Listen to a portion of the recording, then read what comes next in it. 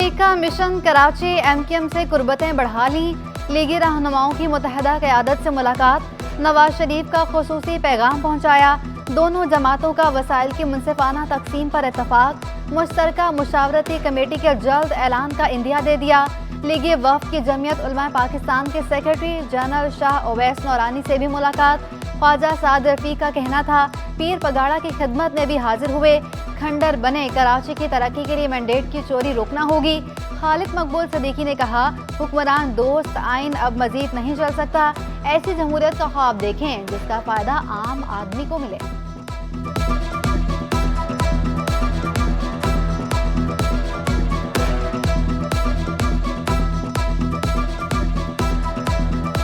पाकिस्तान एक ऐसा मुल्क बनेगा जो अक़वाम आलम में सर उठा के चलने के काबिल और मिल्लत इस्लामी की क़यादत करने के काबिल होगा। हम ये समझते हैं कि हमें पाकिस्तान के आइन को मजबूत करना चाहिए, बेहतर करना चाहिए, आवाम दोस्त बनाना चाहिए। ये हुक्मरान दोस्त आइन से काम नहीं चलेगा। पाकिस्तान के आइन को इस काबिल बनाइए कि आम पाकिस्तानी की हिफाजत कर सके, उसके हुकूक का तयन कर सके, उसके हुकूक की हिफाजत कर सके। एक तो पीएमएलएन को हमेशा इलेक्शन के मौके पे सिंध याद आता है। जब भी पीएमएलएन इक़्तिदार में होती है तो आपने कभी नहीं देखा होगा कि हमारे दोस्तों को कभी सिंध का ख्याल भी आया हो, सिंध के बारे में भी ख्याल आया हो, सिंध के बारे में कभी सोच भी आई हो। और मैं तो कहूँगा कि सिंध के बारे में आप परेशान ना हो।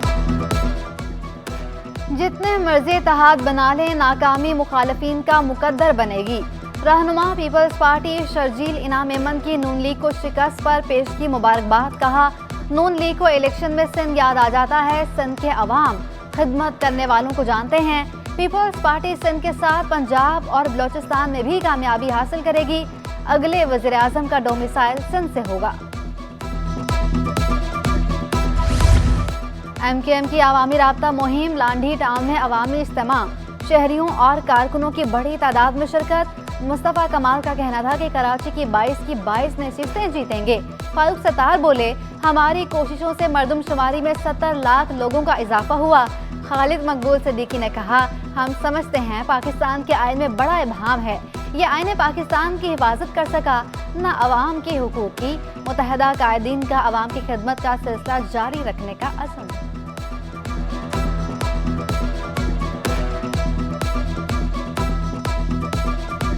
इसकी जिम्मेदारी भी ज्यादा है और जिन्होंने पाकिस्तान बनाया है वो सब यहाँ बैठे हैं। ये मेरे और आपके आबा व अजदाद की जिम्मेदारी पाकिस्तान है। ऐसा पाकिस्तान नहीं, वो पाकिस्तान जिसका मुस्तकबिल हमने देखा था। आने वाला आज के लांडी हमने वापस ले लिया है।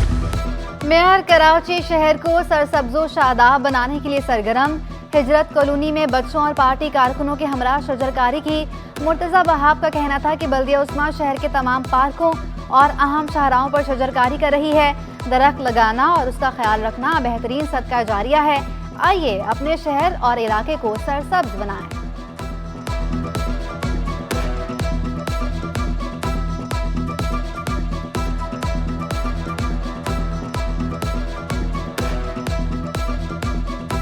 केएमसी वर्कशॉप में दिन में 4 बार 2.5 से 3 घंटे की लोड शेडिंग। वर्कशॉप में चीनी कंपनी के दफातर भी कायम। बिजली की बंदिश सिक्योरिटी रिस्क बन गई। सिक्योरिटी कैमरे भी मुतासर। सदर सीबीएस जुल्फ़िकार शाह का इजहार तशवीश। कहा अमले का दफातर में बैठना मुश्किल। बिजली न होने से कंप्यूटर पर काम भी नहीं हो सकता। इर्द गिर्द का कमर्शियल इलाका, टिम्बर मार्केट, आयरन मार्केट भी शदीद मुतासर हैं। बिजली की लोड शेडिंग फौरी खत्म करने का मुतालबा।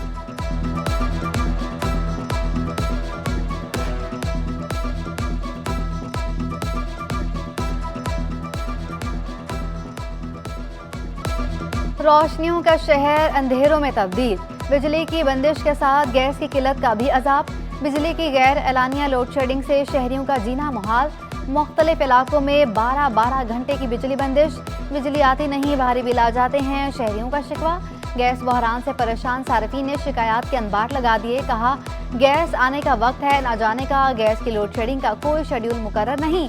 कई बार शिकायत की मगर सुनवाई न हुई।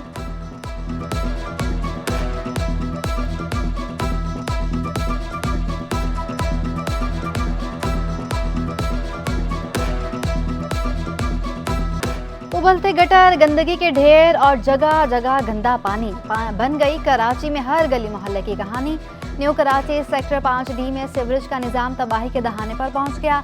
गंदे पानी से आवाम की सेहत, आमदोरफ्त और कारोबार सब कुछ दांव पर लग गया।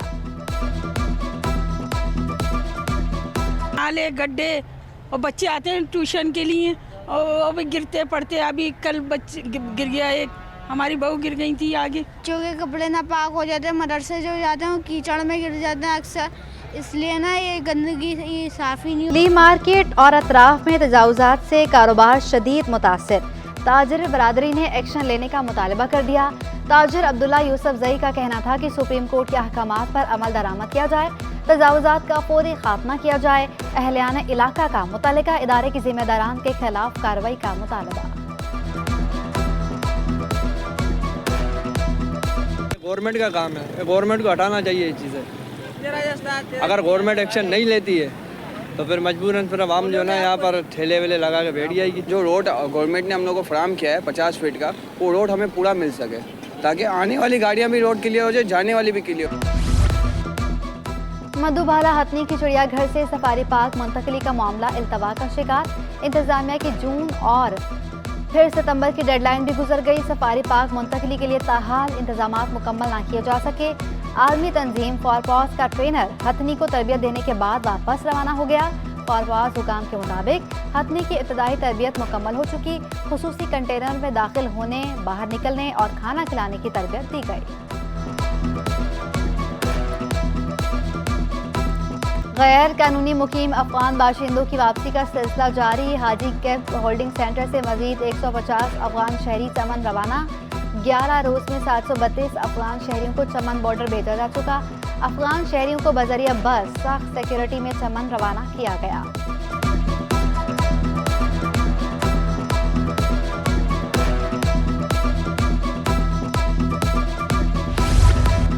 अवाम की सहूलत के लिए रेलवे का इकदाम। रेलवे इंतजामिया ने इलामा इकबाल एक्सप्रेस की रवानगी के औकात तब्दील कर दिए। कराची कैंट से रोजाना दोपहर 3:30 पर रवाना होगी। ट्रेन अगले रोज शाम 6 बजे सियालकोट पहुंचेगी।